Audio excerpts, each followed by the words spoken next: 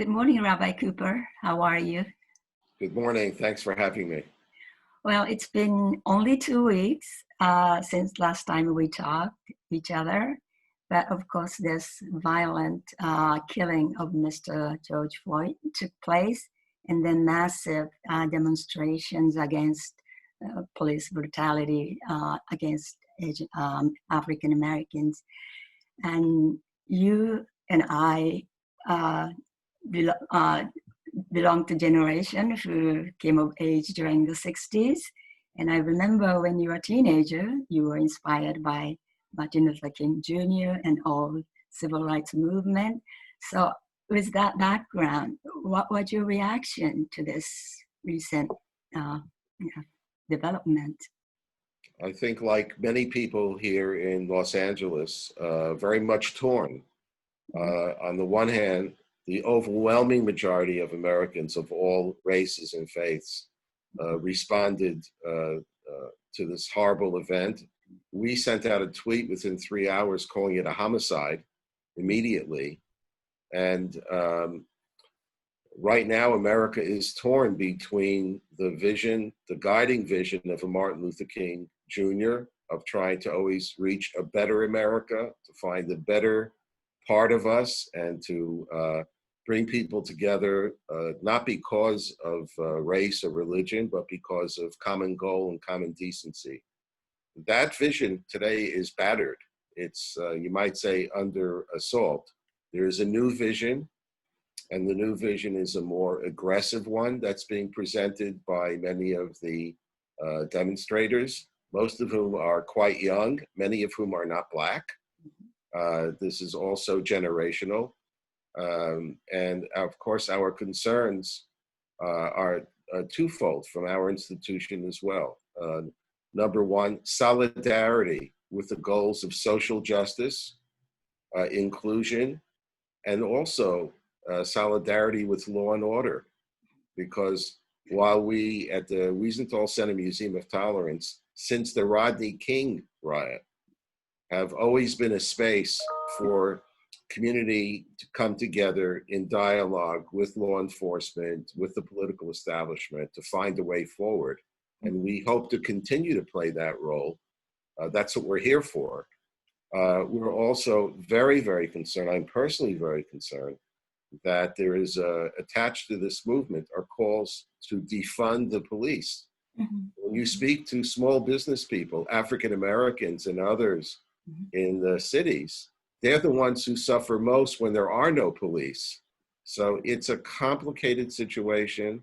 We want to stay true to the vision of equality. We want to make sure, however, that all Americans feel safe moving forward. And on top of that, we're still not out of the woods on COVID-19. That's true, yes. Okay, then after this development, as a Simon Wiesenthal Center, have you initiated some new dialogue or new program? Yes, we people can go to wiesenthal.com to link in to our discussion we had with 4 African American leaders, 2 pastors, bishop from New York, 1 from Chicago, who led a peaceful demonstration on the streets of Chicago, and 2 Black officials in the New York area. Most important thing moving forward for our community, and as well as the African American community, is we have to be able to hear each other. We don't want to scream at each other. We don't want to point fingers at each other. We want to move forward with people of good faith on all sides. Step number 1 is you have to listen to the aggrieved party, to the people who feel that pain and that suffering. And that is a commitment that we stay true to and will continue to pursue, as well as trying to also have dialogue with law enforcement. The overwhelming majority of police in Southern California, I think, really reflect the demographics of the community. And we have to make sure that we don't throw law and order and policing under the bus.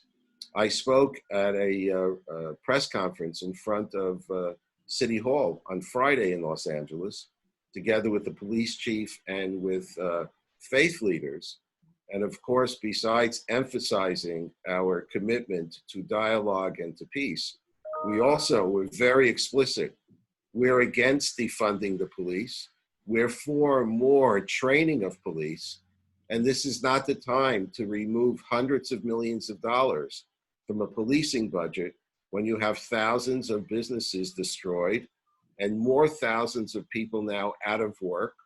And when you speak on the ground in all of the diverse communities of Southern California, it's the small business person, Black, brown, Asian, Jewish, Latino. Of course they need police. They need a compassionate police that respects them. But the idea of removing police force from major cities would be, I think, to invite more of the horrible criminal element that we've seen that's devastated so much of America. Well, the other incident was during the demonstration. Couple of synagogue in Los Angeles were, vandalized. Can you share the concern about that aspect of the demonstration? Our community is very concerned because one of the synagogues was desecrated, spray painted by pro-Palestinian demonstrators or criminals. We don't know exactly who it was. The police have not yet found that perpetrator.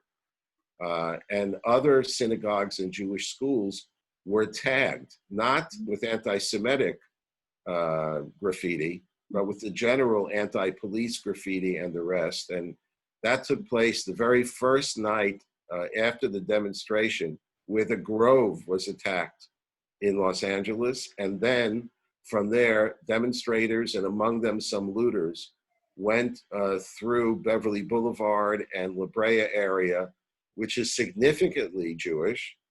But it's difficult to say. I would not say that the Jewish community has specifically been targeted by demonstrators or by the criminal element per se. It's too early to say that, either here in Los Angeles or in New York, etc. But in a sense, on one level, it doesn't make a difference if everything that you owned as a small business person is destroyed, it's eliminated. It's not like some young people say, oh, it's just property and you can replace property. No, anyone who has a small business in Tokyo or Toronto or Los Angeles, you put your life's blood into it. And when it's destroyed, many of those people can never come back again to where they were. So we have a twin challenge ahead to stay true to the unique American multicultural, multi-ethnic, multiracial vision of a better democracy, while also maintaining law and order on the streets. And all of this against the backdrop of President Trump and Vice President Biden and their fights every day. It's a very difficult time to heal when you also have a broken political process. I see a very complicated picture. So this whole event, the violent killing of Mr. Floyd by a white policeman, and this massive demonstration, all these reported in Japan every day. So as a person who visited Japan almost every year in the last 30 years, what kind of message or even lesson do you want the Japanese people to come away with seeing those images and hearing those news? And I have to emphasize, even in the small community where I live, the very peaceful demonstration took place. So it's not just looting or violence, but majority of people demonstrated much peacefully for the racial harmony. So with that in mind, what kind of message do you want the Japanese people to come away with this? Well, I hope that our Japanese friends and allies will join us in hoping and praying that the better America, the better instincts of Americans of all ages will prevail. I'm overall optimistic that that will happen. And the alternative of giving way or eroding democratic freedoms and values because some people who break the law because of criminals coming up with draconian solutions at that end won't solve the underlying message, the clarion call of young people primarily across our country who want to see a better, more equitable society. Democracy is messy. Japanese know that. Americans know that. And yes, to be honest with my Japanese friends, America right now is hurting, but we do have confidence in the goodness of American people, whatever they look like, whatever color, whatever faith, whatever religion they may have, whatever race. That is the uniqueness of the American experiment. And I hope and pray it will always be the source of our strength.